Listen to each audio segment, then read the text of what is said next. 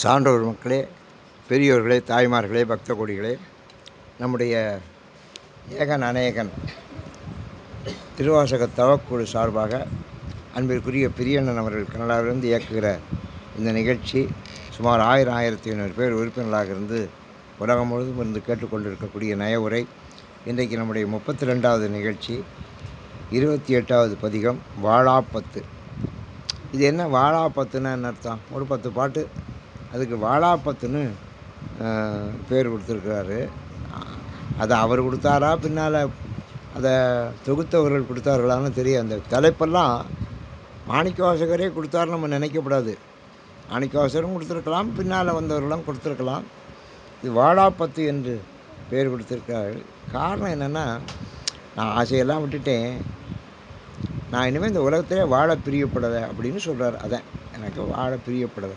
இப்போ ரொம்ப பேர் வயசானவங்கள அதானே சொல்கிறாங்க, எனக்கு போகிறதுக்கு நாள் வரல. யாராவது வயசானவளை பார்த்தா எனக்கு போகிறதுக்கு நாள் வரல, யமன் வரமாட்டேங்கிறேன் அப்படின்னு சொல்லுவாங்க. யமன் வந்தால் ஓடி போயிடுவா, தெரியுதா? அதில் யமன் வரமாட்டேங்கிறேன் அப்படி வாழாப்பத்துன்னு வாழ விரும்பலைன்னு எல்லோரும் சொல்வார்கள். ஆனால் வாழாமல் உயிரை விடுறதுக்கு பாருங்கள், அதுதான் ரொம்ப கஷ்டம். ரொம்ப பேர் நினைக்கிறாங்க ஏதோ வாழ்க்கையை விட்டுடலாம், திறந்துடலாம், உயிரை விட்டுடலாம்னு. வள்ளுவர் சொன்னார், உலகத்திலே ரொம்ப கஷ்டமானது எது தெரியுமா அப்படிங்கிறது. அவர் சொல்கிறாரு, இன்னாதது இல்லைங்கிறாரு. எதை விட இன்னாது? இந்த உயிரை விடுறதை விட இன்னாது வேற ஒன்றும் இல்லை அப்படிங்கிறாரு சொல்கிறார். அதனால் ரொம்ப கஷ்டமானது உலகத்தை விட்டு திறந்து, உயிரை விட்டு திறந்து போகிறது. அதை ரொம்ப சாதாரணமாக நம்ம நினைக்கிறோம். ஆனால் ஈதலின் இன்னாததில்லையே, அதை விட சாதலின் இன்னாததில்லைங்கிறார். சாதலின் இன்னாததில்லைங்கிறார். சாவை விட கொடியது ஒன்றும் கிடையாது அப்படின்னு சொல்கிறாரு. இது திருவள்ளுவரே சொல்கிறாரு. அதனால் சாவுங்கிறது ஒன்றும் சாதாரணமான விஷயம் இல்லை. வாழாப்பத்துன்னு இவர் ரொம்ப சாதாரணம் சொல்கிறாரு. மாணிக்கவாசகர் ஏன் சொல்கிறாருன்னா, அவர் எல்லாத்தையும் விட்டுட்டார். எல்லாத்தையும் துறவிகளுக்கு உயிர் துரும்புன்னு சொல்லுவார். துறவிகளுக்கு உயிர் துரும்பு தூக்கி எறிகிற மாதிரி எரிஞ்சிடுவாங்க. அதனால் சாதலை விட எனக்கு ரொம்ப பெருசு கிடையாது வாழாப்பத்து. பாரோடு விண்ணாய் பரந்த எம்பரனே பற்று நான் மற்றிலேன் கண்டாய், சீரொடு பொலிவாய் சிவபுரத்தரசே திருப்பெருந்துறையுரை சிவனே, யாரொடு நோகேன் ஆர்க்கெடுத்துரைக்கேன் ஆண்டனி அருளிலையானால், வார்கடல் உலகில் வாழ்கிலேன் கண்டாய், வருக என்றருள் புரியாயே. இந்த பாட்டு பூரா பெரும்பகுதி வருக என்றருள் புரியாயே, வருக என்றருள் புரியாயே அப்படின்னு. இதை வருகைப்பத்துன்னு கூட கொடுத்துருக்கலாம். தலைப்பை வாழாப்பத்துன்னு கொடுத்துருக்கலாம், இல்லை வருகைப்பத்துன்னு கொடுத்துருக்கலாம். அது ஏதோ அதை கொடுத்தவங்க வாழாப்பத்துன்னு கொடுத்துருக்குறாங்க. இது பூரா நான் இனிமேல் வாழ விரும்பலை அப்படின்னு சொல்கிறாரு. பாரொடு விண்ணாய் பரந்த எம்பரனே, பரன்னா பரம்பரம் பகவான்.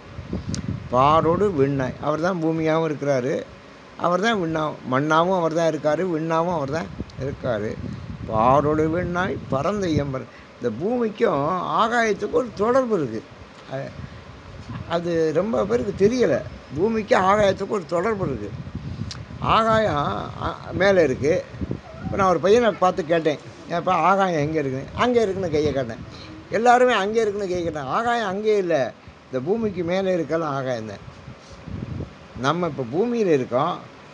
பூமியிலேருந்து ஒரு அங்குலம் எந்திரிச்சு நின்று பாருங்கள். நீங்கள் 2 காலையும் தூக்கிட்டு நிற்க முடியுதான்னு பாருங்கள், நிற்க முடியாது. நம்ம பாரில் தான் கால் வைக்கலாம். ஏன்னா பூமிக்கு ஒரு சக்தி இருக்குது. என்ன சக்தினா இழுப்பு சக்தி, ஈர்ப்பு சக்தி, கிராவிடேஷன் பவர்னு சொல்கிறோம். அது இழுக்கிறதுனால நம்ம பூமியில் இருக்கோம். அது இல்லைன்னா நம்மளும் மறந்துக்கிட்டு தெரியும். எவ்வளவோ இந்த ஸ்பேஸில் போகிற முறை பறக்கலாம் பாருங்கள். மேலே ஸ்பேஸுக்கு போயிட்டோம்னா, விண்ணுக்கு போயிட்டோம்னா, அங்கே ஈர்ப்பு சக்தி கிடையாது. அப்போ எல்லாம் மிதக்கிறது தான் அங்கே. அதனால் பாரோடு விண்ணை, பாருக்கும் விண்ணுக்கும் பூமிக்கும் ஆகாயத்துக்கும் ஒரு தொடர்பு இருக்குது. பூமிக்கும் பாதாளத்துக்கும் தொடர்பு இருக்கான்னா பெரிய தொடர்பு கிடையாது. பூமிக்கும் பாதாளத்துக்கும், பாதாளத்துக்கு போர் கிரெலாம் பண்ணணும். ஆகாயம் அப்படி இல்லை, கிருன்னு போகலாம், பார்க்கலாம், மேலே தெரியுது. பாதாளம் நமக்கு தெரியுதா? தெரியலை. எத்தனையோ லோகம் இருக்குங்கிறேன், 7 லோகங்கிறேன், 14 லோகங்கிறேன். அதில் நமக்கு தெரியுது பாதாள லோகம், இந்த லோகம், அப்புறம் மேலோகம். பாரோடு விண்ணாய் பரந்த எம்பரனைங்கிற ஏன் சொன்னார்? மண்ணையும் விண்ணையும் தான் சேர்க்கலாம். நீங்கள் ராமனுக்கு ராஜ்யம் இல்லை போடா வெளியேன்ட்டா, அவன் புறப்பட்டு வெளியில் வர்றேன், புரட்சி வெளியில் காத்துக்கிட்டு இருக்கு லட்சுமணன். அவன் அண்ணனை பார்த்து கேட்குறேன், ஏன்னா உனக்கு ராஜ்யம் இல்லைன்னு ஒரு பொம்பளை சொல்லிட்டாளா அப்படின்னு சொல்கிறேன். உனக்கு ராஜ்யம் அவன் என்ன இல்லைன்னு சொல்லு, உனக்கு ராஜ்யம் நான் தரேன் வரேன். விண்ணாட்டவர் மண்ணாட்டவர் எந்நாட்டவர் எதிர்த்தாலும் பெண்ணாட்ட மொட்டை நீ பேர் உலகத்தில்னு சொல்கிறேன். விண்ணாட்டவர் மண்ணாட்டவர்னு அவன் சொல்கிறது 2 நாடு தான் சொல்கிறேன். விண்ணாட்டவரும் மண்ணாட்டவர்னு. இந்த விண்ணும் மண்ணும் இணைஞ்சது, விண்ணும் மண்ணும் இணைஞ்சது. அதனால் பாரோடு விண்ணாய், அதனால் 2ஐயும் சேர்த்தாரு. நீங்கள் எதை எதை சேர்க்கணும், எதை எதை சேர்க்கப்படும். தோட்டம் துறவு, தோட்டம் துறவு. தோட்டம்னு சொன்னால் துறவுனா சம்மந்தமெல்லாம் கொஞ்சம் இருக்கும். அதோட தோட்டம்ங்கிறது காம்பேக்டாக இருக்கும், துறவுங்கிறது அது வந்து கொஞ்சம் நீளமாக கொஞ்சம் அங்கிட்ட அங்கிட்டு இருக்கும். அது துறவுன்னு, அது கொஞ்சம் எக்ஸ்டென்ஷன் இருக்கும். தோட்டம் துறவு. வீடு வாசல், வீடுன்னு இருந்தால் வாசல்னு ஒன்று இருக்கணும், தெரியுதா? ஆனால் கடன் கப்பியுமே, கடன் கப்பியுமே கப்பின்னு என்ன தெரியுமா, கொஞ்சம் கப்பிக்கிட்டு வர்றது. அது அதாவது 5 ரூபா 12 காசு நீங்கள் தரணுமே, அந்த 12 காசு கப்பியில் சேர்ந்தது. இதை விடுமே விட மாட்டேங்க, அதை கடன் கப்பிங்கிற பிறகு கொஞ்சம் கப்பிக்கிட்டு நிற்கும். கடன் கப்பி நல்ல வார்த்தைங்குது. அதனால் நீங்கள் ஒவ்வொன்றிலையும் ஒரு வார்த்தை இருக்கும். சேர்த்து தான் சொல்லுவேன், நீங்கள் சேர்த்து சொல்லாத வார்த்தையே கிடையாது. அதனால் பாரோடு விண், மண்ணும் விண்ணும்னு நம்ம சொல்லுவோம். அதை பாரோடு விண்ணாய் பரந்த எம்பரனே. பகவான் மேலேயும் இருக்கார், இந்த பூமியிலும் இருக்கார், பரந்த எம்பரனே பறந்து இருக்கார். அதனால தான் மண்ணுக்கு விண்ணுக்கு அந்த காலத்தில் விஸ்வரூப தரிசனம் கொடுத்தாரு. விஸ்வரூப தரிசனம். பற்று நான் மற்றிலேன் கண்டாய், பற்று நான் மற்றிலேன் கண்டாய். எனக்கு உன்னை தவிர வேற ஒரு பற்றும், பற்றுக பற்றற்றான் பற்றினை அப்பற்றை பற்றுக பற்று விடற்குன்னு வள்ளுவர் சொல்லுவார். பற்றற்றான் அரிசி வருவான், அவனுடைய பற்றுக, அவனை போய் பிடிச்சிக்க. திருமந்திரன்னு சொல்லி தெரியுமா, அவனை கூட நீ பிடிச்சிக்காதேங்குது. ஈசவனோடாயினும் ஆசை அறிமின்கள். அவன் ஈசவனோடாயினும் ஆசை ஆசையை அறுத்துறோம். ஆசையை விட்டால் தாங்க மேலே போகலாம். பாரோடு விண்ணாய் பரந்த எம்பரனே பற்று நான் மற்றிலேன் கண்டாய் யாரோடு நோகேன். பாரோடு விண்ணாய் பரந்த எம்பரனே பற்று நான் மற்றிலேன் கண்டாய். எனக்கு வேறு ஒன்றும் கிடையாது. சீரோடு பொலிவாய் சிவபுரத்தரசே. ரொம்ப பொலிவு. சீரோடு சீர்னாலே சிறப்புன்னு அர்த்தம். சீரோடு பொலிவாய் சிவபுரத்தரசே. சீரோடு பொலிவாய்னா சீர்னா அழகுன்னு அர்த்தம். இந்த சிவபெருமானுக்கு தங்க அங்கி சாத்தினா எப்படி இருக்கு பார்த்தீங்களா? இப்போ நாங்கள் போன வாரம் அந்த கோயிலுக்கு போனோமே, பெரிய கோயிலுக்கு நேமத்தாம்பட்டிக்கிட்ட. அது பெரிய கோயில்னு பேர். நேமத்தாம்பட்டிக்கும் காண்டாத்துக்கும் நடுவில் இருக்குது. அவங்க விராச்சில் சோனாமுனா மீனாலட்சுமி வரும், அந்த குடும்பத்தார் தான். ஒரு 200 வருஷம் முன்னால் இந்த கோயில் கட்டுறீங்க. எப்படி கோயிலுங்கிறீங்க? பிரம்மாண்டமான கோயில். நம்ம கோயில் ஒரு மாதிரி ஒரே காலத்தில் கட்டப்பட்ட கோயில். அங்கே எல்லா சாமிக்குமே தங்க அங்கி இருக்குது. அதுதான் சிறப்பு. தங்க அங்கி தான் சிறப்பு. சிறப்புனான தங்க அங்கி சிறப்பு. தங்க அங்கி இருந்துச்சுன்னா சிறப்பு. சீரோடு பொலிவாய். நீ இந்த மாதிரி அங்கிகள்லாம் அணிந்து சிறப்பாக இருக்கக்கூடியவன், பொலிவுடையவன். தங்கம் சேர்ந்தாத்தான் பொலிவு ஏற்படுந்துருதா? தங்கம் சேரலைன்னா பொலிவு ஏற்படாது. இந்த விக்கிரகங்கள்லாம் நீங்கள் பாருங்கள், உற்சவ விக்கிரமெல்லாம், எந்த விக்கிரமெல்லாம் ரொம்ப பொலிவாக அழகாக இருக்கோ அதெல்லாம் தங்கம் நிறைய சேர்ந்துருக்குன்னு அர்த்தம். சும்மா கொஞ்சமான தங்கத்தை சேர்த்துருந்தான்னா அது போல செப்பு தான் தெரியும். என்னென்ன சீரோடு பொலிவாய் சிவபுரத்தரசே. சிவபுரம் கைலாசம். திருப்பெருந்துறை உரை சிவனே. திருப்பெருந்துறையில் இருக்கவர் கைலாசத்தில் இருக்கிற மாதிரி கைலாசத்தினுடைய பெருமையை அது கொடுத்துருக்காரு. யாரோடு நோகேன் ஆர்க்கெடுத்துரைக்கேன். எனக்கு இப்போ எவ்வளோ கஷ்டம் இருக்கியா? யாரோடு நோகேன், நான் யாரை வருத்தப்படுறது? யார்க்கெடுத்துரைப்பேன், யாருக்கு நான் இப்போ போய் சொல்கிறேன்? நம்ம பேர் அப்படி தான் படுத்து கிடப்பேன். என்னையா எப்படி நான் என்ன சொல்கிறது? யார்கிட்ட சொல்கிறது? என்னத்தை எடுத்து சொல்கிறது? என் கஷ்டத்தை யார்கிட்ட அப்படி தான் சொல்லிக்கிட்டுவேன். இந்த வயசானவளை பார்த்தாலே நமக்கே வயசு வந்துடும், தெரியுதா? வயசாகாதவங்களுக்கெல்லாம் வயசு வந்து. யாரோடு நோகேன் ஆட்கெடுத்துரைக்கேன் ஆண்ட நீ அருள் இல்லையான. நீ தான் என்ன ஆண்டவன், உனக்கு அருள் இல்லைன்னா. சில பிள்ளைகள் தாய்மார் தகப்பனை எல்லாம் விட்டுரும். தகப்பன் தாயை விட்டுட்டுருச்சுன்னு வச்ச பிள்ளைகள், அவன் ஒரே பிள்ளையாக இருப்பேன், அவனை தான் நம்பிக்கிட்டு இருப்பாங்க. அவன் விட்டுட்டான்னா இந்த தாய் தகப்பனோடைய நிலைமை இருக்குது பாருங்கள், ரொம்ப பிட்டின்னு சொல்லுவேன். ரொம்ப பிட்டி, ரொம்ப பரிதாபத்துக்குரியது. ஏன்னா அவன் இல்லைன்னா, அவன் வரலைன்னா, அவன் கொடுக்கலைன்னா இவளுக்கு எதுவுமே நடக்காது. அவனை நம்பியே இருந்துட்டாங்க. யாரோட நோக்கி ஆட்கெடுத்துரைக்கேன் ஆண்ட நீ அருள் இல்லையான். நான் உன்னையே நம்பினேன், நீனே அருள் இல்லை, அப்போ நான் ஆட்ட சொல்லுவேன். வார்கடல் உலகில் வாழ்கிறேன் கண்டாய். என்ன சொல்கிறார்? பெரிய உலகம் அது. இவ்வளோ பெரிய உலகத்தில் நான் வாழ மாட்டேன்.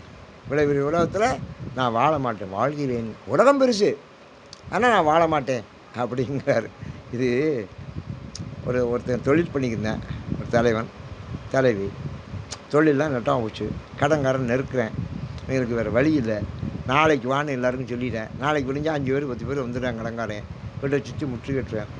இப்போ புருஷங்காரன் சொன்னால் முன்னாடிட்டு பிள்ளைகள்லாம் கூப்பிட்டேன், அப்பா நாளைக்கு வந்துடுவாங்க எல்லோரும், எனக்கு இனிமேல் பதில் சொல்ல முடியாது, அதனால் நான் என்ன செய்ய போகிறேன்னா நான் தற்கொலை பண்ணிக்க போகிறேன் இன்றைக்கி. இப்போ ராத்திரி நீங்கள் எல்லாம் என்ன சொல்லுங்க, நீ போய் தான் நாங்களும் தற்கொலை பண்ணிக்கிறோம் அப்படி பொண்டாட்டி சொன்னான். 3 பிள்ளையும் வரிசைக்கு இருக்குது. அவன் அப்படி வச்சுருக்கேன். இந்த அருக்கு துப்பாக்கினாலும் சுட்டுக்கலாம். 2வது கத்தி, இந்த கத்தியினால் வெட்டிக்கலாம். 3வது கயிறு, இதை தூக்கு கயிறு போட்டுக்கலாம். 4வது விஷம் குடிக்கலாம். இந்த 4 இது வச்சுருக்கேன். இதில் எது நான் எதை கொண்டு நம்ம சாகிறது அப்படின்னு கேட்குறேன். பொண்டாட்டி பிள்ளைகள் 3 பிள்ளைய, மூத்த பிள்ளைக்கு 16 வயசு, 2வது பிள்ளைக்கு 12 வயசு, 3வது பிள்ளைக்கு 5 வயசு. எதை வச்சு தற்கொலை பண்ணிக்கிறது அப்படின்னு கேட்குறேன். நான் வாழ்கிறேன் கண்டாய், நான் வாழ முடியாது, எதை வச்சு தற்கொலை பண்ணிக்கிறது அப்படின்னு கேட்குறேன். துப்பாக்கினால் சுட்டுக்கோமா, கத்தியினால் குத்திக்கோமா, கயிறு எடுத்து தூக்கு கயிறு போட்டுக்கோமா, விஷத்தை சாப்பிடுமா, 4 ஐட்டம் இருக்குது, 4 ஆப்ஷன், எதை பண்ணிக்கோம்னு. அவங்கெல்லாம் ஒவ்வொருத்தரும் ஒவ்வொன்று சொன்னாங்க. இந்த கடைசி பையன் 5 வயசு பையன் இருக்கானே, அவன் கிட்டே இந்த மீனாட்சி மாதிரி 5 வயசு பையன், அவன் சொன்னேன், ஏன்ப்பா சாகிறதுக்கு இத்தனை வழி இருந்தால் பிழைக்கிறதுக்கு ஒரு வழி இருக்காதான்னு கேட்டேன். நான் தான் கேட்டேன், சாகிறதுக்கு இத்தனை வயசு இருந்தால் பிழைக்கிறதுக்கு ஒரு வழி இருக்காதான்னு கேட்டேன். அப்போ தான் அவனுக்கு பொறி தெரிஞ்சிச்சு. சரிடா நம்ம இப்போ பிழைப்போம்டா அப்படி சொல்லிட்டு எல்லாத்தையும் தூக்கி போட்டேன். வரலாம் காலிலேருந்து தோசை சுட்டு, இட்லி சுட்டு, குழிப்பணியாரம் சுட்டு, அதை பொண்டாட்டியை பண்ண சொல்லி பிள்ளைகளை ஆளுக்கு ஒரு திசையில் கையில் சட்டியில் கொடுத்து போய் விற்றுக்கிட்டு வாங்கினான். ஆளுக்கு ஒரு திசையில் போய் பணத்தை கொண்டாண்டா தூக்கிட்டு போனால் எந்த வியாபாரம் வெளியில் போய்ட்டு நடக்குங்க. வீட்டுக்குள்ளே உட்காந்து வியாபாரம் பண்ண தான் நடக்காது. ரொம்ப பேர் வீட்டுக்குள்ளே உட்காந்துட்டு இந்த கடைக்குள்ளே கடை நடத்துகிற மாதிரி வீட்டுக்குள்ளே உட்காந்து வியாபாரம் பண்ண வீட்டுக்குள்ளே உட்காந்து வியாபாரமே பண்ண முடியாது. வெளியில் போனால் தான் வியாபாரம் பண்ணலாம். வெளியில் போனாங்க, பெருசாக சம்பாதிச்சாங்க, கடலாம் அடைச்சாங்க, முன்னுக்கு வந்துட்டாங்க. வாழ்கிறேன் கண்டாய் வார்கடல் உலகில், ரொம்ப பெரிய உலகம், இவ்வளோ பெரிய உலகத்தில் என்னால் வாழ முடியலைங்கிறாரு. இது ஒரு தோல்வி மனப்பான்மை. என்னால் வாழ முடியாதுன்னு சொல்ல முடியாது. அவருக்கு என்னென்னா, அவர் நம்ம மாதிரி லௌகீகத்தில் வாழலை, அவர் ஆன்மீகத்தில் வாழ்ந்தவர். அதனால் என்னால் இனிமேல் ஒன்றை விட்டுட்டு வாழ முடியாது. நான் பேங்க் மேனேஜராக வேலை பார்த்தேன். அப்போ பேங்க் மேனேஜராக விட்டு ரிசைன் பண்ணிவிட்டேன். ஒரு காரணத்துக்காக ரிசைன் பண்ணிவிட்டு அந்த ரெசிக்னேஷன் அக்செப்ட் ஆகணும். நான் சொல்கிறேன் 55 வருஷம் முன்னால், 60 வருஷம் இருக்கும். அக்செப்ட் ஆகலை. அவங்க என்னை திரும்பி வேலையில் இருக்க சொல்கிறாங்க அந்த டிபார்ட்மெண்ட்டு. அப்போ நான் மேலே கூப்பிட்டாரு கோபால், அப்போ ஜிஎம்மாக இருந்தவர், அவர் என்னை கூப்பிட்டு சேர்மன். நான் தியாகராஜா காலேஜில் அப்ளிகேஷன் போட்டிருந்தேன். தியாகராஜா காலேஜ்லேருந்து எனக்கு அப்பாயின்மெண்ட் ஆர்டர் வந்துச்சு. அதை என்ன செஞ்சுட்டாரு, என்னை பேங்க்கை விட்டு ரிலீவ் பண்ண மாட்டேன்ட்டு தியாகராஜா காலேஜ் கரஸ்பாண்டாக இருந்தேன் சுந்தரஞ்சிட்டா, ஒரு நல்ல ஃப்ரெண்டு தியாகராஜிட்டார் மகன், அவரை கூப்பிட்டு அதை கேன்சல் பண்ண சொல்லிட்டார். நீங்கள் சோமந்தத்தை நாங்கள் விட மாட்டோம், நீங்கள் கேன்சல் பண்ணிட்டார். அவர் என்னுடைய ஆர்டரை கேன்சல் பண்ணி கேன்சல் ஆர்டரை அனுப்பிச்சு இன்னொருத்தருக்கு அப்பாயின்மெண்ட் ஆர்டர் அனுப்பிச்சிட்டாரு. இவ்வளவு நடந்திருக்கு எனக்கு தெரியாமல். நான் மேலே போகிறேன், கூப்பிட்டாரு. சார் என்னுடைய ரெசிக்னேஷன் பண்ணேன், ப்ளீஸ் சிட் டவுன் ஆர்டர். நான் உட்காந்தேன். உங்களோட ஒரு விஷயம் பேசணும் அப்படின்னாரு. பேசுங்கன்னு. நீங்கள் எனக்கு தெரியாமல் நீங்கள் காலேஜுக்கு அப்ளிகேஷன் போட்டிருக்கீங்க, 2 ஒரே டிபார்ட்மெண்ட்டு, எங்கள் மேஜராகவும் அவங்க தான், தியாகராஜா காலேஜ் அவங்க தான். நீங்கள் பாட்டுக்கு எனக்கு தெரியாமல் என்னுடைய ஃபார்வர்டிங் இல்லாமல் நீங்கள் அப்ளிகேஷன் போட்டிங்க, அவங்களும் உங்களுக்கு ஆர்டர் அனுப்பிச்சிட்டாங்க. அந்த ஆர்டர் எனக்கே வந்துச்சு. நான் அதை பார்த்தோன்னே நான் சுந்தரிட்டாரை கூப்பிட்டு கேட்டேன், இல்லைங்க எங்கள் டிபார்ட்மெண்ட்டில் இருக்கவங்க நீங்கள் எப்படி கூட்டிக்கலான்னு கேட்டேன். அப்படியே அப்போ என்ன செய்யணுங்கிறீங்க, நீங்கள் கேன்சல் பண்ணிங்கன்னு சொன்னேன். அவர் உங்கள் ஆர்டரை கேன்சல் பண்ணிட்டாரு. இப்போ உங்கள் ஆர்டர் கேன்சல் ஆகிடுச்சு, இன்னொரு தடவை நியமிச்சிட்டாங்க. இப்போ இங்கே நீங்கள் ரெசிக்னேஷன் கொடுத்துருக்கீங்க, இப்போ நான் இதே அக்செப்ட் பண்ணிக்க போகிறேன். அங்கே கேன்சல் ஆகிடுச்சு, இங்கே அதை அக்செப்ட் பண்ணிக்க போகிறேன், நீங்கள் நீ என்ன செய்ய போறீங்கன்னு கேட்டார். இந்த சேரை கொஞ்சம் தள்ளி போட்டுவிட்டு நல்லா கம்ஃபர்டபுளாக உட்காந்துக்கிட்டு sir, God is great, I know how to லிவ்னு சொன்ன ஒரே வார்த்தை, God is great, I know how to live, please accept my resignation and relieve me இமீடியட்லின்னு சொன்னேன். அவரை இந்த பதிலை எதிர்பார்க்க நான் இல்லை சார் என்ன மன்னிச்சுங்க, உங்களுக்கு தெரியாமல் நான் அனுப்பினது தப்பு, நீங்கள் என்னை திரும்பி சேர்த்துங்க, நான் வாபஸ் வாங்க இப்படி சொல்லுவேன்னு நினச்சாரு. இப்படி தான் அவருடைய விருப்பம். ஆனால் பெரிய அதிகாரி இல்லை. நான் சொன்னேன், God is great, I know how to live, please accept it அப்படின்னு சேரை இழுத்து போட்டு கால் மேலே கால் போட்டு சொன்னால் பாருங்கள், அரண்டு போனார். இந்த பதில் எதிர்பார்க்காம அவர் சொன்ன சுதந்திரம், நீங்கள் இந்த மேனேஜ்மெண்ட் வந்து உங்களை ரொம்ப மதிக்குது, இந்த பேங்க் உங்களை ரொம்ப விரும்புது, நீங்கள் இங்கே இருக்கணுங்கிறதுக்கு தான் நான் இவ்வளோ ஸ்டெப் எடுத்து அதை கேன்சல் பண்ணேன். ஆனால் நீங்கள் என்னை மிஸ் அண்டர்ஸ்டாண்ட் பண்ணிட்டீங்க, டசன்ட் மேட்ரு, நீங்கள் இங்கே இருங்க, உங்களுக்கு நான் இப்போவே ஆஃபீஸர் கிரேட் தர்றேன். நான் இப்போ கிளரிக்கல் கேடரில் இருக்கேன், உங்களுக்கு இப்போவே நான் ஆஃபீஸர் கிரேட் தர்றேன் அப்படின்னு சொன்னார். அப்போ 4 பிரான்ச்சு தான், 6 பேர் தான் கிராஜுவேட்ஸ், அது நான் ஒருத்தன். உங்களுக்கு இப்போவே நான் ஆஃபீஸர் கிரேட் தர்றேன், நீங்கள் இங்கே கண்டினியூ பண்ணுங்களேன். நோ சார், நான் என்றைக்கு ராஜினாமா கொடுத்துட்டேனோ அந்த ராஜினாமாவை திருப்பி வாங்க மாட்டேன். இப்படி சொன்னீங்க. என்றைக்கு நான் ராஜினாமா பண்ணிட்டேனோ அதை திருப்பி வாங்க மாட்டேன், ஆனால் நீங்கள் ராஜினாமா அக்செப்ட் பண்ணு. நீ போய் என்ன செய்ய போறீங்க அப்படின்னு கேட்டார். நான் என்னமோ செய்கிறேன். உங்களுக்கு என்ன அப்படி சொன்னேன், God is great, the world is great, I know how to லிவ்னு சொன்னேன். உலகம் அதான் மார்கடல் உலகில், மார்கடல் உலகில், கடல் சூழ்ந்த இடம் உலகம், ரொம்ப பெரிய உலகங்க. கடலை கடந்தானே போய் படைச்சா ரொம்ப பேர் அந்த காலத்தை கொண்டு வைக்க போகிறேன்னு. கடலை இப்போ உங்கள் முதலாளியே கடலை கடந்தானே போய் இருக்காது. வார்கடல் உலகில், கடலை கடந்து போனால் எங்கே வேணாலும் போய் படைக்கலாங்க. வார்கடல், ஆனால் வார்கடல் உலகில் வாழ்கிறேன் கண்ட, என்னால் வாழ முடியாது. ஏன் ஒன்றை விட்டுட்டு வாழ, இவ்வளவு பற்று பற்று நான் மத்தியிலேன்னு கண்டேன் சொன்ன. வருகை என்ற அருள் புரியாது, நீ வாடா அப்படின்னு கூப்பிட மாட்டியா? அதனால வருகை புத்தனே பெரு வச்சுருக்கலாம், நீ வாடா என்கிட்ட. அதான் ஏற்கனவே வா என்று அப்படி சொல்லி சொன்ன பாருங்க, அப்படி வருகான்னு சொல்ல மாட்டியா? வம்பனேன் தன்னை ஆண்ட மாமணியே, வம்பனேன், வம்புனா புதுசுன்னு அர்த்தம், நான் புதியவன். இன்னொன்று வம்புனா வம்பு பேசுகிறது, ரொம்ப பேருக்கு இந்த வம்புனா வம்பு பேசுகிறது தான் தெரியும். வம்புனா புதியவர்கள்னு அர்த்தம். வம்பனேன் தன்னை ஆண்ட மாமணி, நான் புதுசு உனக்கு, என்னையும் நீ ஆண்டுட்டா, நான் ரொம்ப புதிய ஆள், உனக்கே ரொம்ப புதிய ஆள். சில பேர் வந்தான்னா, சில பேர் நிர்வாகம் பண்ணுறதே கஷ்டம் தெரியுதா? சில பேர் நிர்வாகம் பண்ணுறது ரொம்ப, சில பிள்ளைகளை கூட்டிகிட்டு போயிட்டோம்னா அதை வச்சு நிர்வாகம் பண்ணுறது ரொம்ப கஷ்டம். அதே மாதிரி தான் வம்பனேன் தன்னை ஆண்ட மாமணி, நான் என்ன நீ ஆண்டுட்டியே, நான் ஒன்றுக்கும் பிரயோஜனம் இல்லாதே, என்னை வச்சு நீ ஆண்டுட்ட பற்றி அரசாண்டுட்டிய ஆண்ட மாமணி மற்றும் நான் பற்றிலேன்னு கண்டா. எனக்கு என் கதை எப்படி, நீ என்ன ஆண்டுட்ட, ஆனால் எனக்கு வேறு பற்றே கிடையாது, வேறு பற்று கிடையாது. உம்பரும் அறியா உருவனே, உம்பர்னா தேவர், தேவரும் அறியலையில் இவனே, எந்த தேவர் இவரை காண முடியுது?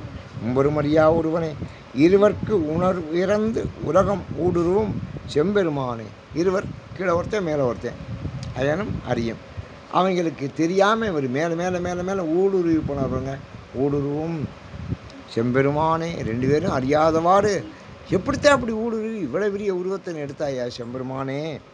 சிவபுரத்தரசே, நீ தான் கைலாசம், கைலாசத்துக்கு கைலாசபதி திருப்பெருந்துறையுரை சிவனே, எனக்கு திருப்பெருந்துறை தான் கைலாசமெல்லாம், அங்கே வர வாழ்பவனே. திருப்பெருந்துறை உரை சிவனே, உரை சிவனேன்னா அங்கேயே இருக்கிறான்னு அர்த்தம். சில சாமி அங்கே இருக்காது, எங்கடா சாமி போயிடுச்சு. ஒரு தடவை சொன்னாங்க, குன்னக்குடி விட்டு சாமி போயிடுச்சு சொன்னாங்க. இப்போ குன்னக்குடியில் சாமி இல்லைன்னு நாங்கள் ஒரு தடவை ஞாபகம் இருக்கா, ஒரு தடவை பரப்பி விட்டாங்க, இப்போ குன்னக்குடியில் சாமி இல்லை, முருகன் அவர் போய்த்தாரா அப்படின்ட்டாங்க சார். அது கும்பாபிஷேகத்தில் சொல்லிவிட்டாங்க. எங்களை வந்து நம்ம பேர் ஏன் சார் இப்போ குன்னக்குள்ள சாமி இல்லை, அப்படிலாம் முருகன் போய்த்தாராமல் அப்படிலாம் அதை ஆறா சொன்னார்.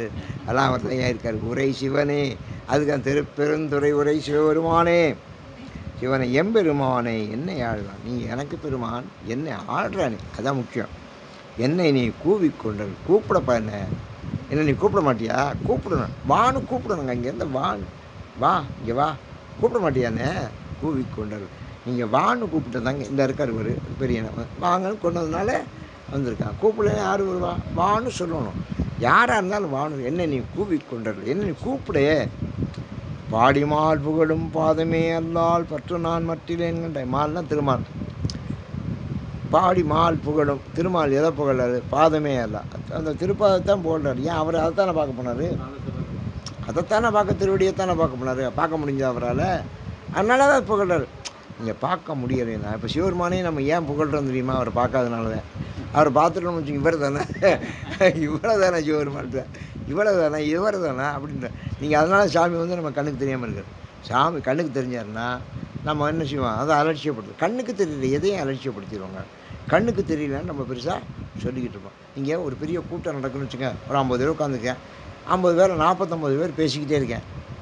ஒரே ஒருத்தர் மட்டும் பேசாமல் இருக்கான். அவனுக்கு தான் ரொம்ப புகழ் தெரியுமா. அவன் என்ன கருத்துன்னு ஒருத்தருக்கு தெரியும். வாயை திறந்தா தானே தெரியும். அதனால் நீ பேரை வைக்கலாம் போனீங்கன்னா வாயை திறக்காதுன்னு சொன்னேன். உன்னை பற்றி எல்லோரும் மதிக்கணும்னா நீ வாயை திறக்காது. நீ வாயை திறந்தா உன் விஷயம் தெரிஞ்சுக்கும். அதனால் பாடிமால் புகழும் பாதமே எல்லாம் திருமால் பாடி பாடி உன்னை வணங்கி உன்னை புகழ்றாரு பாதம். அந்த பாதமே அல்லால் பற்று நான் மற்றேங்கண்ட அந்த பாதம் அவன் புகழ்கிறேன். நான் அதை பார்க்கணும், நான் அதை அடையணும். அதான் என்னுடைய லட்சியம். பற்று நான் மற்றிலேன் கண்டாய் தேடி நீ ஆண்டாய் சிவபுரத்தரசு. உனக்கு எனக்கு என்ன தெரியுமா வித்தியாசம்? நீ தான் எங்கிட்ட வந்த, நான் உங்கள்கிட்ட வரல. நான் ஒன்றும் தேடலை, நீ தான் என்னை தேடின. தேடி நீ என்ன வந்த ஆண்டாய். திருப்பெருந்துறையுரை சிவபெருமானே ஊடுருவது உன்னோடு. என் கதை என்ன தெரியுமா? ஊடுவது உன்னோடு. ஊடுவதுன்னா தகராறு பண்ணுறது. இந்த பொண்டாட்டி முருசன் வந்தால் தகராறு பண்ணிக்கிட்டே இருப்பா. இந்த ஊடுவது இருக்கு பாருங்க, அது சண்டை போட்டுக்கிட்டே ஏதாவது ஒரு சின்ன விஷயத்துக்கு கூட நீங்கள் என்ன கேட்டால் பண்ணிய அப்படிம்பா. நம்ம என்ன வாங்கி இது நான் வாங்கிட்டு வச்சோன்னா இல்லை சந்தோஷமாக வாங்கி வந்து கொடுக்குறோம், இதை வாங்கிட்டு வச்சோன்னா அப்படின்னு. இது எனக்கு பிடிக்காது. அது உங்களுக்கு முந்தி தெரியுமில்ல, எனக்கு பிடிக்காதா நீங்கள் வாங்கியாரிய. இந்த ஒரு விஷயத்தை வச்சுக்கிட்டு 10 சண்டை விடுவா தெரியுமா? ஓடுவது உன்னோடு உவப்பதும் உன்னை. உன்னோடு ஊடுறேன்னு நினைக்காத, உன்னை தான் நான் விரும்புகிறேன் தெரியுதா? உவப்பதும் உன்னை உணர்த்துவது உனக்கு எனக்கு உறுதி. உணர்த்துறேன், நீ எனக்கு உணர்த்துற. எது? உனக்கு எனக்கு உறுதி. உறுதியை உணர்த்தணும். வாடினேன் இங்கு வாழ்கிறேன் கண்டாய். நான் ரொம்ப வாடி போனப்பா, கஷ்டப்பட்டேன். இனிமேல் என்னால் இந்த உலகத்தில் வாழ முடியாது. வருகை என் அருள் உரிய. நீ என்னை கூப்பிட்டா தானே நான் வருவேன். நான் வர்றேன்னு சொல்கிறேன், நீ வான்னு கூப்பிட மாட்டேங்கிறிய. இது சில பேர் சொல்லுவா, உங்கள் வீட்டு கொரோனாவுக்கு ரொம்ப ஆசையாக இருக்குது, நீங்கள் வான்னு கூப்பிட மாட்டேங்கிறீங்களே. அப்படி வெளிப்படையாக சொல்லிடுவா. வெளிப்படையாக சொல்லு. நானும் உங்களை பல முறை பார்த்துட்டேன், ஒரு நாளாவது என்ன வாங்கன்னு கூப்பிடலையே. அப்படி சரி அப்புறம் பார்ப்போம், அப்புறம் நான் சரி அப்புறம் பார்ப்போம் அப்படின்னு வந்துடுவேன் நான். அப்புறம் பார்ப்போம்னு சொல்லலையே, வாங்கன்னு என்ன வீட்டுக்கு வான்னு கூப்பிட மாட்டேங்கிறியே அப்படி சொல்லுவேன். வருகை என்ற அருள் புரியாய். வருகன்னு சொல்லணும் தெரியுதா? இந்த ஏயில சோமநாதன் ஜமீன்தார், அங்கே சாஸ்திரி லாலு சாஸ்திரி பிரதமராக வந்துட்டார். இவர் போனார். இவர் எப்போ போனாலும் பிரதமரை பார்க்க போனால் என்ன கொண்டு அவங்களாம் ராமேஸ்வரத்துக்கு ரொம்ப பிரியம். என்ன கொண்டு போவார்னா, இங்கே தீர்த்தம் கொண்டு போவார். தீர்த்தம் பிரசாதம், அது தீர்த்தம் பிரசாதம் அது கொண்டு போவார். பொன்னாடை அங்கேருந்து சாமிக்கு சாதம் அதை கொண்டு போய் போத்துவார். ஒரு அந்த மெயின் கேட் வழியே பர்மிஷன்லாம் வாங்கி அப்படி உள்ளே வரணும். அப்படி வந்தார். சோமநாதன் ராமேஸ்வரன் ட்ரஸ்டி அப்படின்னு சொன்னார் இல்லையா, முதல் சந்திப்பு. அவர் லாலு சாஸ்திரி பாத்தில் விழுந்துட்டார். பாத்தில் விழுந்து ராம் ராம் ராம் ராம் ராம் ராம் ராம் ராம் ராம் ராம் இன்னும் கீழே விழுந்து கும்பிட்டு அது ரொம்ப தலை குனிஞ்சு வாங்கி பொண்டாட்டியை கூப்பிட்டு வாங்க சொல்லி அந்த விபூதி தீர்த்த பிரசாமெல்லாம் வாங்கி அணிஞ்சிக்கிறாருங்க. அன்றைக்கி அந்த பொண்ணெல்லாம் போட்டு நான் சொன்னாராம், நீங்கள் ராமேஸ்வரத்தில் வர்றீங்க, ராமேஸ்வரம் ட்ரஸ்டி, நீங்கள் எப்படியெல்லாம் மெயின் கேட் வெளியெல்லாம் பர்மிஷன்லாம் வாங்கிட்டு வரக்கூடாது. நீங்கள் எப்போ வந்தாலும் பின்பக்கம் வழியே வந்துடுங்க. பேக் டோர்னு ஒன்று இருக்கும் தெரியா, அது வழியே நீங்கள் இங்கே சொந்தக்காரன் வர்றது, எனக்கு வேண்டிய ஆளுக்கு மட்டும் அது வெளியே வரலாம், அங்கே இருக்க வந்துடலாம். நீங்கள் என்ன பேக் டோர் வழியே வந்துடுங்க அப்படின்னு பேக் டோரில் இருக்க ஆளை கூப்பிட்டேன். இவர் வந்தார்னா இனிமேல் பேக் டோரில் முடிச்சுட்டு. அதனால் வருகை என்ற அருள் புரியாயே, நீ வான்னு சொல்லணுங்க. அவர் எப்படி கொடுத்தார் பர்மிஷன்? நீ என்னென்னா வந்தாலும் பர்மிஷன் கேட்கக்கூடாது, மெயின் ரோடில் நிற்கப்படாது, டோக்கன் வாங்கப்படாது, இதெல்லாம் எதுவும் உங்களுக்கு கிடையாது. இந்த ப்ரொசீஜரே கிடையாது. எப்படி வரணும்? நீங்கள் பின்பக்கம் வழியாக உள்ளே வந்துடலாம்னு லால் சாஸ்திரி இருந்த வரைக்கும் அந்த மரியாதை அவருக்கு நடந்தது. அதனால் நீ இனிமேல் அப்படி வா. ஓடுவது உன்னோடு ஓப்பது முன்னே உணர்த்துவது உனக்கு எனக்கு உறுதி. இது நான் சொல்கிறது உறுதி. வாடினேன் இங்கு வாழ்கிறேன் கண்டாய் வருகை என்றருள் உரியா. நீ வான்னு சொல்லணும். பல்லை வாழ் அரக்கர் புறம் எரித்தானே. நீ எப்பேற்பட்டேன்? அரக்கர் புறம், அந்த 3 அரக்கர்கள் இருந்தார்களே, அவருடைய முப்புறத்தை நீ எரிச்சவேன். இதெல்லாம் அவனுடைய சிறப்பு. மற்றும் நான் பற்றிலேன் கண்டாய். எனக்கு ஒரு பற்றும் கிடையாது ஒன்றை தவிர. தில்லை வாழ் கூத்தா சிவபுரத்தரசு. தில்லையில் நீ வாழ்கிற, நீ கூத்தாடுற. வாழ்கிறது மட்டும் இல்லை, தில்லையில் கூத்தாடுற. திருப்பெருந்துறை, நீ திருப்பெருந்துறையில் இருக்க, தில்லையில் வாழ்கிற, அங்கே கூத்தாடுற, திருப்பெருந்துறையிலேயே உரைகிறாய். எல்லை உலகம் உருவி அன்று இருவர் காணும் நாள் ஆதியின்மை வல்லையாய் வளர்ந்த. அன்றைக்கி 2 பேர், ஆறு அயனும் திருமாலும். அவர்களுக்காக நீ என்ன செஞ்ச? ஊடுருவின. எல்லை உலகும் உருவி இந்த எல்லை காணாத அளவுக்கு நீ பாட்டுக்கு உருவி மேலே மேலே மேலே மேலே மேலே மேலே மேலே மேலே போயிட்டேன் உருவி. அன்று இருவர் காணும் நாள் ஆறி ஈரின்மை, நான் பார்க்க முடியாத அளவுக்கு நீ பாட்டுக்கு போயிட்டு இருந்த. வல்லையாய் வளர்ந்தாய். எப்படி இப்படி வளர்ந்த? வல்லையானா உன்னால் முடிஞ்சுது. நீங்கள் ஒரு ரப்பர் இருக்குன்னா இழுத்தா அதில் பவர் இருக்கிற வரைக்கும் தானே ரப்பரை இழுக்கலாம். மாம்பழம் இருக்குது, அதை சுவைச்சோம்னா அது சில பேர் மாம்பழத்தை கொட்டையை தூக்கி போட மாட்டேன், அது தின்னுக்கிட்டே இருப்பேன். அதில் என்ன தான் வருமோ தெரியல, அது எவ்வளோ தான் திங்கலாம். ஆனால் உனக்கு எல்லையே கிடையாது. there's no limit and limitation சொல்கிறேன். there's no limits and limitation. ஒரு எல்லையும் கிடையாது.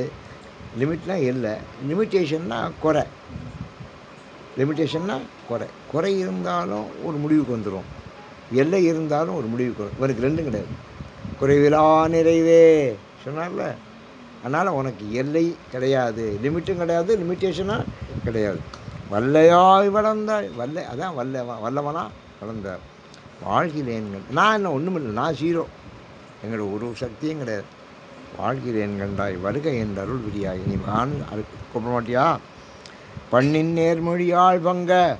பண்ணின் நேர்மொழியாள் அது பார்வதி பேசுனா சங்கீதமாக இருக்குமா, சங்கீதமாக இருக்கும். எம்எஸ் பாடினா அவள் பேசினாலே சங்கீதமாக இருக்கும் எம்எஸ் எல்லாம். அப்படி பங்க பண்ணின் நேர்மொழியாள் பங்க.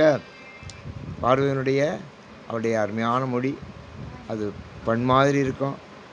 அவளை உன்னுடைய பங்கிலே நீ வைத்திருக்கிறாய். நீ அல்லால் பற்று நான் மற்றிலேன் கண்டாய். உன்னை தவிர எனக்கு வேறு பற்றுக்கோடு கிடையாது, எனக்கு அடிப்படை கிடையாது. திண்ணமே ஆண்டாய். நீ என்னை உறுதியாகத்தான் ஆண்டா, நீ என்னை ஒன்றும் கைவிட்டலை. சிவபுரத்தரசே, கைலாசநாதனே, திருப்பெருந்துறையுரை சிவனே, எண்ணமே உடல் வாய் மூக்கொடு செவிகன் என்றுவே நின்கனை வைத்து. நான் இப்போ என் நிலமை என்ன தெரியுமா? சில பேர் தங்கிட்ட இருக்க சொத்தையெல்லாம் அடமானம் வச்சுருவேன் தெரியுதோ. சொத்து பூரா அடமானம் இருக்கும். செத்து போவேன், கடைசியாக அப்போ தான் சுற்றி இருப்பேன். ஒருத்தன் எனக்கு அந்த சொத்து எனக்கு எழுதிக்கு இந்த கடைசியாக புள்ளக்காரங்க கேட்பேன், ஐயா எனக்கு என்ன சொத்து ஐயா அப்படி புள்ளக்காரங்க கேட்பேன். அப்போ அவங்க வந்தாலும் சொல்லுவேன், உனக்கா இந்த இருக்கால் செத்து கிடக்கால வந்து அவன் சொத்து போ, தூக்கிட்டு போ. ஒன்றுமே இருக்காதுங்க. அது மாதிரி நான் எனக்கு என்ன சொத்து? இப்போ எண்ணமே, என் எண்ணமெல்லாம் உங்கள்கிட்ட இருக்குது. உடல் உங்கள்கிட்ட, மெய் உங்கள்கிட்ட, வாய் உங்கள்கிட்ட இருக்குது, மூக்கு செவி கண் எங்கள்கிட்ட இருக்குது. இவ்வளோ தானே. இவ்வளவும் என்றுவே நின்கணையை வைத்து உங்கள்கிட்ட அடமானம் வச்சுட்டேன். இந்த சொத்தையெல்லாம் அடமானம் வைக்க, இந்த சொத்தையெல்லாம் இப்படி அடமானம் வைக்கப்படாது. எங்கள்கிட்டலாம் சொத்தையெல்லாம் அடமானம் வைக்கப்படாது. அது மாதிரி உடம்புல இருக்க எல்லாத்தையும் கூட நான் வச்சுட்டேன். நின்கணையை வைத்து மண்ணின் மேல் அடியேன் வாழ்கிறேன் கண்டாய். இனிமே இந்த மண்ணில் என்னால் வாழ முடியும். ஏன்னா என்கிட்ட ஒன்றும் இல்லையே. ஏன் சொத்தாலும் அவங்கள்ட கொடுத்துட்டேன். மெய் வாய் கண் மூக்கு செவி எல்லாம் உங்கள்கிட்ட இருக்குது. அப்புறம் என்கிட்ட என்ன இருக்குது?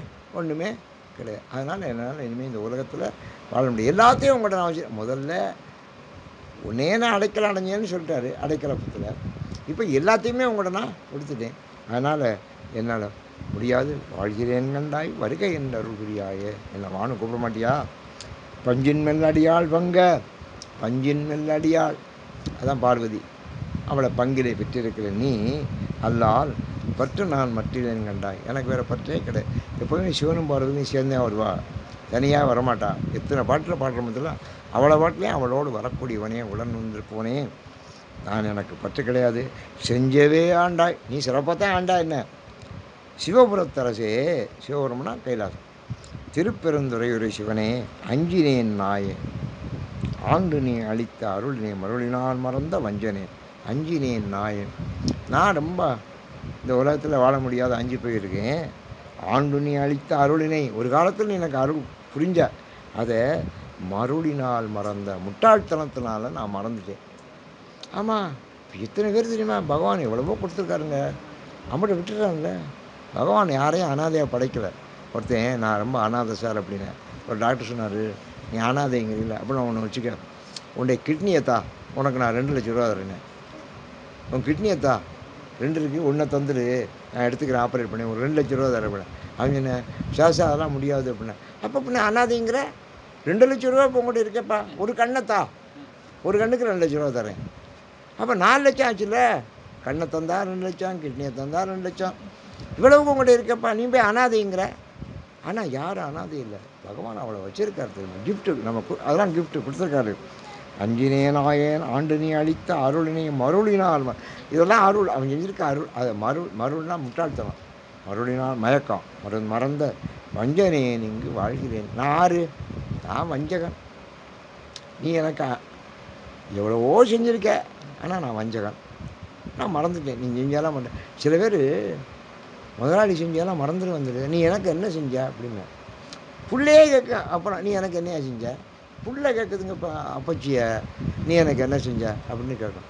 அது என்ன? அருளினையும் அருளினால் மறந்த வஞ்சனேன் இங்கு வாழ்கிலேன் கண்டாய் வருக என் அருள் புரியாயே. நீ வான்னு சொல்ல மாட்டியா? வான்னு சொல்ல மாட்டியா? வான்னு சொல்ல மாட்டியா? பருதி வாழ்வொழியாய் சூரிய உலகம். சூரிய உலகத்திலேயே உன்னுடைய ஒளி தான் பெரிய ஒளியாக இருக்குது. சூரிய உலகமே பெரிய ஒளி. ராமன் சூரிய குலம் தான். சூரிய குலம்னாலே ரொம்ப ஒளி மிகுந்தவன் அர்த்தம். சூரியனுடைய ஒளி இந்த உலகத்தில் பெருசாக இருக்குது, சூரிய உலகம். அதுக்கு மேலே உன்னுடைய உலகம், உன்னுடைய ஒளி. அந்த ஒளியை உடையவனே பாதமே அல்லால் பற்று நான் மற்றிலேன் கண்டாய். உன்னுடைய பாதம்தான் எனக்கு பற்று, அதை தவிர ஒன்று எனக்கு கிடையாது. திருவுயர் கோல சிவபுரத்தரசே. திருவுயர் கோலம், அழகு, செல்வம், பெருமை எல்லாம் நிறைந்தது உன்னுடைய கோலம். சிவபுரத்தில் இருக்க திருப்பெருந்துறை சிவனை கருணையே நோக்கி கசிந்துளமுருகி கலந்து நான் வாழுமாறறிய கருணையே நோக்கி. நீ கருணையினால் என்ன நோக்கப்பா. நீங்கள் கருணை இருந்தால் தாங்க நம்ம பார்ப்போம். கருணை இல்லைன்னா நம்ம பார்க்க மாட்டோம். நான் ஒரு தடவை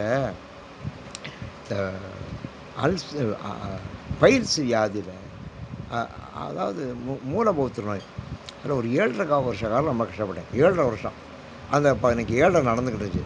7.5 முடிஞ்சு நான் மெட்ராஸுக்கு போகிறேன். அங்கே டாக்டர் ரங்கபாஷ்யம், அவர் தான் அன்றைக்கி இந்தியாவிலேயே நம்பர் 1 சர்ஜன். அவரை சூஸ் பண்ணி நான் போகிறேன். நான் வானதி இப்போ திருநாவுக்கரசை துணைக்கு கூட்டிகிட்டு போனேன். எனக்கு தெரியாது, அவர் காரில் நான் கூப்பிட்டு போனார். அங்கே ரமணா கிளினிக்கில் அங்கே போனோம். போய் அங்கே உட்காந்தா ஏன்னா அவங்க கேட்டாங்க அங்கே ஆஃபீஸர்ஸு, சார் நீங்கள் டாக்டர்கிட்ட ஏற்கனவே டோக்கன் வாங்கியிருக்கலான்னு. நான் டோக்கன் வாங்கினேன். டோக்கன் வாங்கலைன்னா நீங்கள் போங்க. இன்றைக்கி 12 பேருக்கு, ஒரு நாளைக்கு 12 பேருக்கு தான் டோக்கன். 12 பேருக்கு டோக்கன் கொடுத்து அவங்களாம் வந்துட்டாங்க. அதனால் உங்களுக்கு டோக்கன் இல்லைன்னா நீங்கள் போங்க, உங்களை பார்க்க மாட்டார் அப்படின்ட்டாங்க. இல்லையா, நான் அவர் கண்டிப்பாக பார்த்தாகணும் அப்படின்னு சொன்னேன். பார்க்க மாட்டார் சார், அந்த 12 பேர் தான். முடிஞ்சால் எந்திரிச்சு போயிடுவார். வருவார், ஒவ்வொன்றா பார்ப்பா, நம்பர் படி நாங்கள் அனுப்புவோம். 12 முடிஞ்சோன்னு போயிடுவார். அவர் வீடு உள்ளே தான், அப்படி உள்ளே போயிடுவார் ஆஃபீஸில். நீங்கள் போங்க, உங்களை பார்க்க. நான் 6 மணிக்கு போய் உட்காந்தேன். 6 மணியும் தாவா பார்க்க மாட்டானே. இல்லையா, நான் இன்றைக்கி அவர் பார்த்து தான் போவேன். அவர் உங்களை பார்க்க மாட்டார் அப்படிங்கிறேன். சரி, அப்போ நான் டோக்கன் வாங்கணுன்னா எனக்கு எப்போ அப்பாயின்மெண்ட்டுங்க? உங்களுக்கு இன்னும் 20 நாள் கழிச்சு தான் டோக்கன். உங்களுக்கு 20 நாள் கழிச்சு தான் அப்பாயின்மெண்ட் அப்படிங்க. 250 ரூபா பணம் கட்டணும். 250 ரூபா பணம் கட்டணும். 20 நாள் கழிச்சு தான் எனக்கு. நான் மெட்ராஸ்லேருந்து இங்கே வந்துட்டு திரும்பி போகணும். இதெல்லாம் நடக்கிற. நானும் பயிற்சியாக கஷ்டப்பட்டுக்கிட்டு இருக்கேன். நான் ரொம்ப கஷ்டப்பட்டுக்கிட்டேன். 7.5 வருஷம் வேதனைப்பட்டேயா. இவர்கிட்ட தான் பெரிய சர்ஜன் சொன்னாங்க, இவரை பார்க்குறக்கா நான் வந்திருக்கேன். இந்த ஹெட் நர்ஸ் வந்துச்சு, அது ஒரு பாடாது ராட்சசி. அது நீங்கள் போங்கங்குது, என்ன வெளியில் போங்கங்குது. நான் போக மாட்டேன், தகராறு பண்ணி உட்காந்துக்கிருக்கேன். என்னாச்சு, அவர் ஒரு 7 மணி 7:30 ஆச்சு. 6 மணிக்கு போய் உட்காந்து திருநாவுக்கரசு போயிட்டார். இனிமேல் என்னால் இருக்க முடியாது, நான் போகிறேன், நீங்கள் பார்த்துங்கன்னு போயிட்டார். வாட்ச் பண்ண வந்தேன். சார் 8:30 மணிக்கு மேலே இந்த டி நகர் ஏரியா, இங்கேருந்து நீங்கள் பாரிஸ்க்கு போகணுங்கிறிய, அங்கே அப்புறம் வண்டி கிடையாது. 8:30 மணி 8:45 அப்புறம் கடைசி வண்டி போயிடும். அப்புறம் நீங்கள் எப்படி போவியா? அப்புறம் நடந்தா போவியேண்ணே. நான் நடந்தே போகிறேன்யா. நீங்கள் எப்படி தகராறு பண்ணிக்கிட்டு உட்காந்துக்கிட்டு இருக்க? நான் இப்படி ஒரு ஆளை இதுவரை பார்த்தேன் இல்லைங்களே. நான் அந்த இடத்த விட்டு போகிறீங்க. அவர் உட்காந்துருக்க அப்புறம் அந்த சீட்டு, அவர் முகம் எனக்கு தெரியுது, அவர் ரூம் தெரியுது, கண்ணாடிக்கு உள்ளே உட்காந்துருக்காரு, அவருடைய முகம் தெரியுது. அதுக்கு நேரம் நான் உட்காந்துருக்கேங்க. இதான் அஹிம்சை சத்தியாகிரகம், இதான் மகாத்மா காந்தி பண்ணது. நான் நேரம் உட்காந்துருக்கேன். எப்படி நம்ம கண்ணில் படுவோம் பட மாட்டோமா? வருகை என் அருள் புரியாயே சொல்லுவானா சொல்ல மாட்டாரா பார்ப்போம் அப்படின்னு எனக்கு எல்லாம் இந்த திருவாசகம். அவருக்கு நேரம் உட்காந்துருக்கேன். மணி 9, 9:15 எல்லாம் முடிஞ்சுதுங்க. 12வது நாளும் பார்த்துட்டாரு, போயாச்சு. வாட்ச்மேன் சொல்லி நான் கதவை போட்ட போகிறேன், போங்க சாருங்கிறேன். அவர் இன்னும் போகலை. இல்லை, அவர் போகணுன்னு நான் போகிறேன்யா. அவர் என்னையா அவனை கூப்பிட மாட்டார் ஐயா, அவர் முடிஞ்சுதையா, ரெக்கார்டை பார்த்து போயிடுவார் அவர். நான் அப்படி உட்காந்துருக்கேன். இந்த ஹெட் நர்ஸ் போணுச்சு, எல்லாம் முடிஞ்சுதா, எல்லோரும் வந்தாச்சு அப்படின்னு. ஆமாண்ணாரு. அந்த ஒருத்தர் உட்காந்துருக்காரு, அவர் யாருன்னு. அங்கே தாங்க ஜெயிச்சேன். அவர் நேரம், அதுக்கு தான் எப்போதுமே நேர் பார்வையில் உட்காந்துருக்கணும். நேரம் உட்காந்து அந்த ஒருத்தர் உட்காந்துருக்காரு, அவர் யாருன்னு கேட்டாருங்க. அங்கே தான் நம்ம ஜெயித்தோம். அதுதான் எனக்கு நல்ல நேரம். அவர் எங்கேயோ காரைக்குடிக்காரலாம், திருத்தணிக்கு போய் முடியெல்லாம் இறங்கிட்டு வந்திருக்கிறாராம். அவர் பாத யாத்திரையாக போகிறான், பெரிய கவிஞராம். அவருக்கு என்னமோ பயிற்சி ஆகுதியாம், ரொம்ப கஷ்டப்படுறாராம். உங்களை பார்க்காம போக மாட்டேங்கிறார் அவர். நான் டோக்கன் வாங்கியேன் 20 நாள் கழிச்சு வாங்க. அதெல்லாம் நம்ம இன்றைக்கி நான் பார்த்து தான் முன்னு உட்காந்துருக்காங்க. ஹெட்னர் சொல்லுது, என்னை பற்றி தப்பாகவே சொல்லுதுங்க. இவ்வளோ நீ அப்படி சொன்னால் அவர் போக சொல்லு. அப்படியா, போக மாட்டேங்கிறாரா? ஆமாம், அவர் இங்கே வர சொல்லு.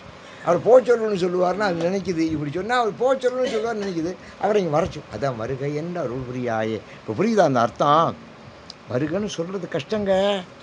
நானும் காத்துக்கிட்டு கிடைக்கேன் அவருக்காக. வருகை என்ற அருள் புரியாயே, உள்ளே வர சொல்லுங்க.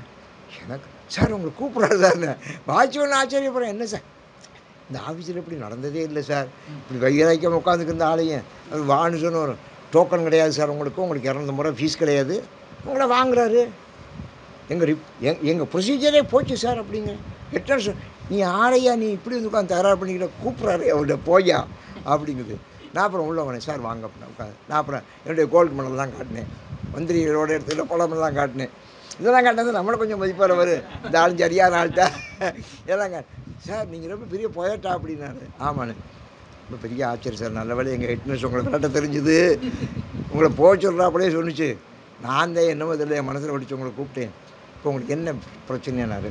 சார் 7.5 வருஷமாக நான் கஷ்டப்பட்டேன், இப்போ தான் 7.5 முடிஞ்சிருக்கு. 7.5 முடிஞ்சால் வரணும் உங்கள்கிட்ட தான் பண்ணிக்கணும், ஆப்ரேஷன் பண்ணிக்கொண்டு இருக்கேன். சரி இப்படி படுங்கன்னாரு.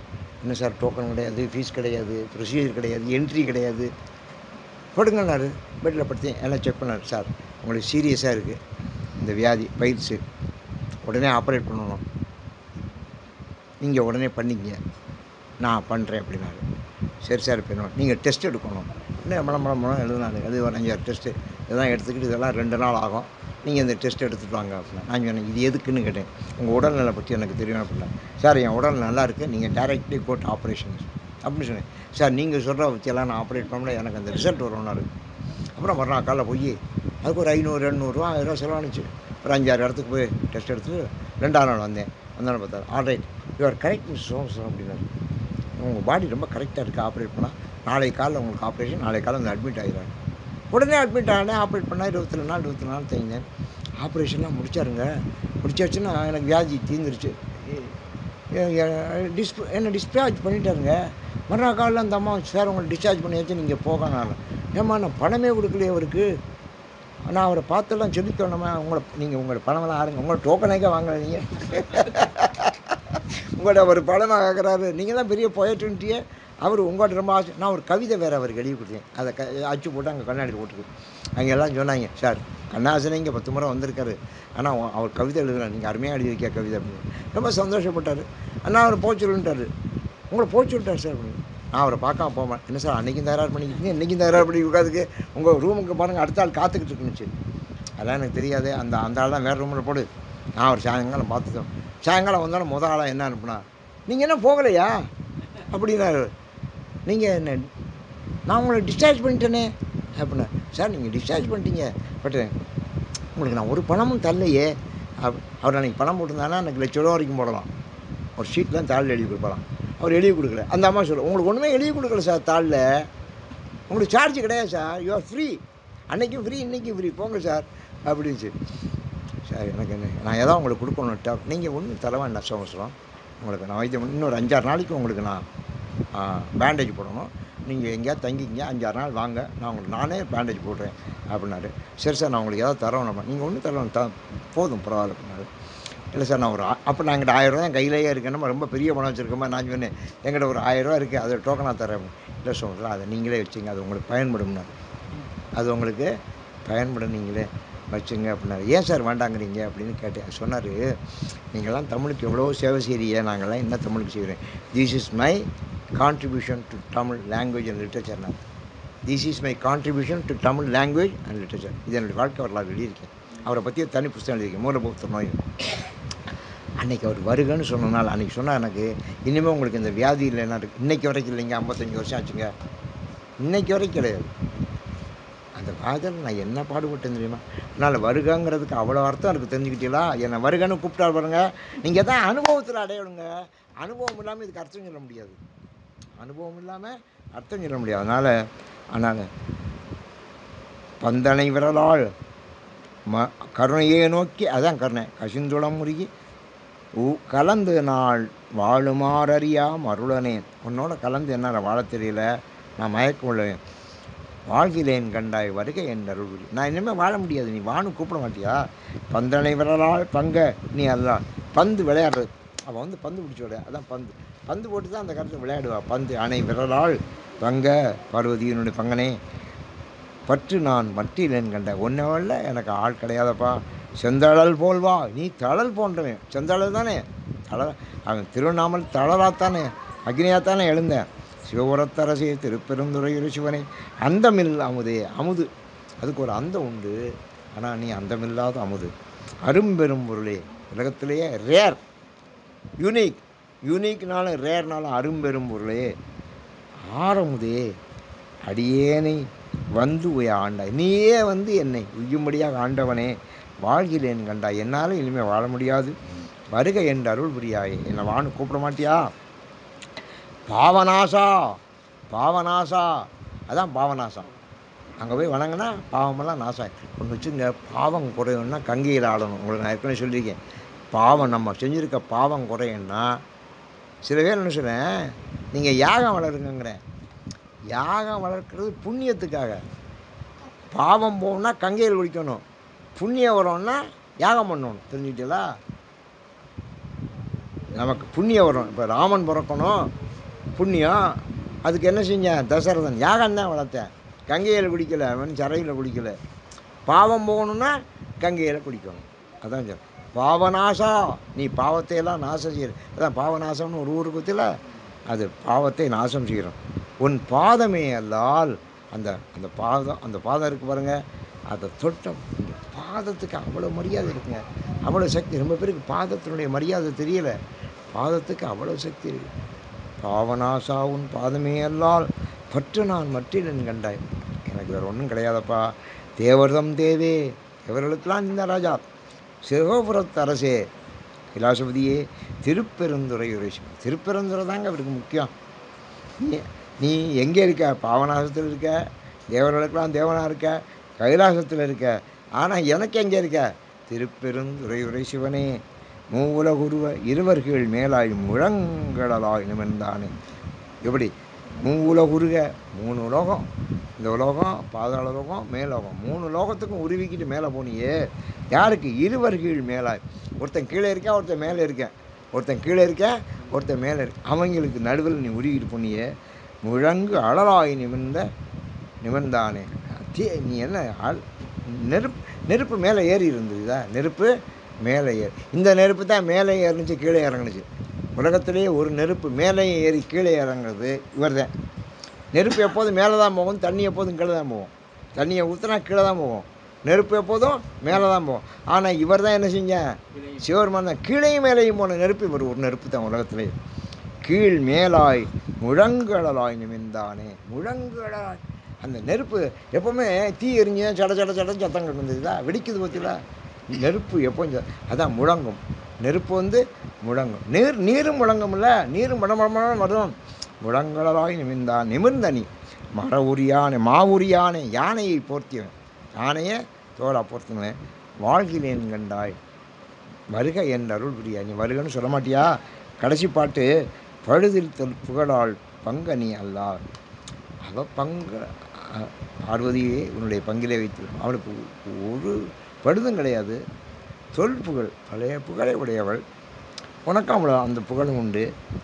பற்று நான் மற்றிலேன் கண்டாய், உன்னை தவிர எனக்கு பற்று கிடையாது. செழுமதி அணிந்தாய். சிவபெருமானுக்கு என்ன சிறப்புனா திங்கள் அணிந்தது. திங்கள் அணி திருவால வாயம் மன்னல் திருவிளையாடலாம் ஆரம்பிக்கிறதே பாட்டு, மொதல் பாட்டு. திங்கள் அணி திருவால வாயம் மன்னல் திருவிளையாட்டிவை அன்பு செய்தோர் சங்கநிதி பதுமந்தி இரண்டும் சேர்ந்து தரணியோடு வானாள தருவர், அப்படி பாட்டு. அப்போ சிவபெருமானுக்கு என்ன சிறப்புனா, மேலே அந்த நிலாவை வச்சுருக்காரு பாருங்கள். நிலாவை தோளுடைய செவியன் விடையேறி ஓர் தூவன் மதிசூடி, ஞான சம்பந்தர் மதிசூடி. சிவபெருமானுக்கு என்ன சிறப்புனா, திங்களை மேலே எடுத்து அணிந்தது. பழுதில் தொல்புகளால் பங்கனி அல்லால் பற்று நாள் மற்ற நிகழ்த்தாய் செழுமதி அணிந்தாய். சிறப்பான மதியை அணிந்தவன் சிவபுரத்தரசே திருப்பெருந்துறையுரை சிவனே தொழுவனோ பிறரை துதிப்பனோ. ரொம்ப இறக்கமாக சொல்கிறார், ரொம்ப இறக்கமான வரி. தொழுவனோ பிறரை துதிப்பனோ, 2 தான் செய்யலாம். இப்போ நமக்கு அட்டாக் காரியம் ஆனால் போய் காலை பிடிக்கணும், தொழணும். எல்லாம் நீங்கள் தாங்க, உங்களை விட்டால் எனக்கு அப்படி தொழுவணும். அல்லது பிறரை துதிப்பணும். நீங்கள் உலகத்திலே பெரிய வள்ளலுங்க, உங்களை விட வள்ளல் பெரிய வள்ளல் கிடையாது, அலைப்பட்டியாரெலாம் உங்களுக்கு அப்புறம் தான், இப்படியெல்லாம் சொல்லணும். தொழுவணும், பிறரை துதிப்பணும். நான் என்ன பண்ணுவேன், எனக்கு இந்த 2 தான் தெரியும். எனக்கு எதாவது காரியம் ஆகணும், உன்னை காலை பிடிக்கணும். இல்லைன்னா நீ நீ கர்ணெல்லாம் சும்மாங்க, நீங்கள் கர்ணனுக்கு மேலேங்க அப்படின்னு சொல்லணும். நம்ம அப்படி தான் சொன்னாதான் என்ன மாச்சும் 2 காசு தருவேன். தொழுவணும், பிறரை துதிப்போம். இதாங்க நடந்துக்கிட்டு இருக்கு. இது தெரியாதவெல்லாம் தோற்று போயிடுவேன். இது தெரிஞ்சவன் ஜெயிச்சிருவேன். எப்போவும் வச்சுங்க, ஒன்று தொழணும், இல்லைன்னா துதிக்கணும். ஒன்று தொழணும் அல்லது துதிக்கணும். ஆமாம், பகவானே என்ன செஞ்சாலும் நீ வந்தோடனே போற்று, புகழ்மின், தொழுமின் அப்படி சொன்னால, அதான் புகழ்மின் தொழுமின். இதான் புகழ்மின் தொழுமின். மனுஷனுக்கு இதுதான், கடவுளுக்கு தான். தொழுவனோ பிறரை துதிப்பனோ எனக்கோ துணை என நினைவனோ சொல்வேன். ஒன்று நீந்தாப்பா எனக்கு துணை, எனக்கு துணையா. ஒவ்வொருத்தருக்கும் ஒரு துணை இருக்கணும் தெரியுதா. இப்போ ஒருத்தன் தொழில் பண்ணுறான்னா அவனுக்கு ஃபினான்ஷியர்னு ஒருத்தர் இருப்பேன், அவன் இருக்கணும். ஃபினான்ஷியர் இல்லாமல் தொழில் பண்ண முறை தோற்று போயிடுவேன். சினிமா எடுக்க போகிறேன் எங்கேயுமே அவன் ஒரு ஃபினான்ஷியரை வச்சுக்குவேன். நான் கேட்குறவெல்லாம் செக்கெல்லாம் ஆனர் பண்ணணும், சரி நான் பண்ணிக்கிடுவேன். அப்புறம் தான் படம் வெளி வரும். அதனால் ஒருத்தர் இருக்கணும், ஒரு துணை. இப்போ வாழ்க்கை துணைங்கிறோம், பொண்டாட்டியை வாழ்க்கை துணைன்னு சொல்கிறோம். அது மாதிரி சில பேர் வழித்துணைமை, திருத்தணி முருகா வழித்துணை வருவாய், அப்படி தான் பாட்டு. அதனால் வழித்துணை, வாழ்க்கை துணை, எத்தனை துணை. நான் உன்னை எனக்கு ஒரு துணை என நினைவனோ சொல்ல. எனக்கு நீ தான் ஒரே துணை. பழவிடையானே, விடையான் ஏறு மேல், எது காளை மேல் ஏறி இருக்கேன், பழமையான ஏறு. வாழ்கிறேன் கண்டாய், நான் இனிமேல் என்னால் வாழ முடியாது, வருக என் அருள் புரிவாய், என்ன நீ வருக வான்னு சொல்லி ஏற்றுக்க மாட்டாயா என்று இந்த வாழாப்பத்து பகவானை பற்றாக கொண்டு அதே பற்றுக்கோடாகத்தான் சிவபெருமானுடைய திருவடி அடைகிறது என்ற அளவிலே இந்த பாட்டை நாம் நிறைவு செய்கிறோம். அனைவருக்கும் நன்றி, வணக்கம்.